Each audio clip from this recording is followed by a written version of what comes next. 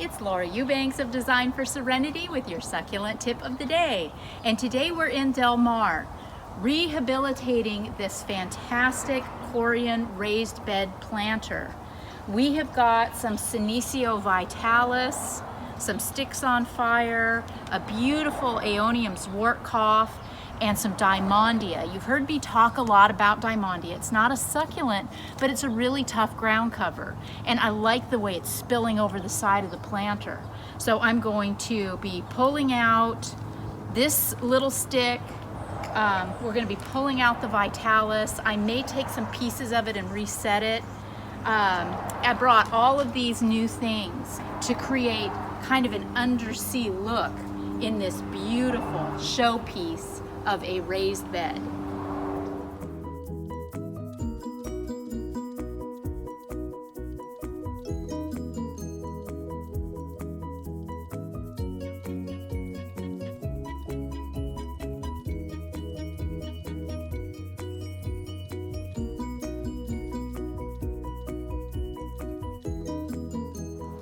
Since this is an undersea themed bed, this Kalanchoe orgialis lends itself beautifully.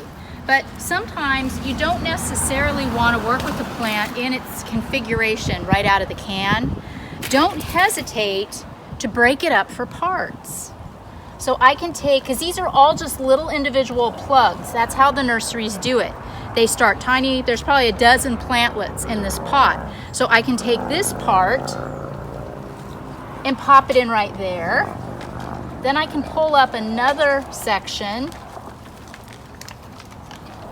and pack it in right next door. So what the idea is that I'm taking this plant and working with it in a line as opposed to just one big round blob.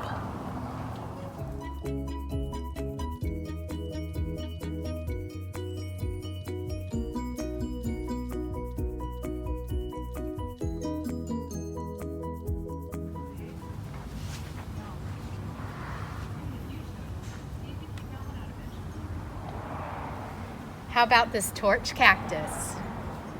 I'm entering a cactus phase, which will make some of you very happy and will make some of you sad, but oh my gosh, this makes this undersea garden, doesn't it? It's Deborah Lee Baldwin that calls cactus halo plants, and she's so right. The way the sun bounces off of this cactus is just breathtaking. And the little sticks on fire, these are just little cuttings that I took off a bigger plant.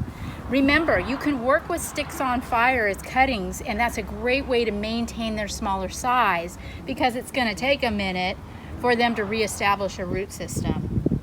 All the little river pebble, these little black pebbles, we pulled from other areas of the landscape as top dressing, and the Diamondia just absolutely makes it. So something borrowed, a few things blue, we nailed this. This is showstopper stuff now. I could just sit here and look at it all day. And it's Sunday, so maybe I will. Oh, Hannah got cuttings of Senecio jacobensii, this guy here. The trailing jade, as it's sometimes called. This came from another area of the garden, and these do get really, really purple when stressed. So this should turn a lovely shade of mauve.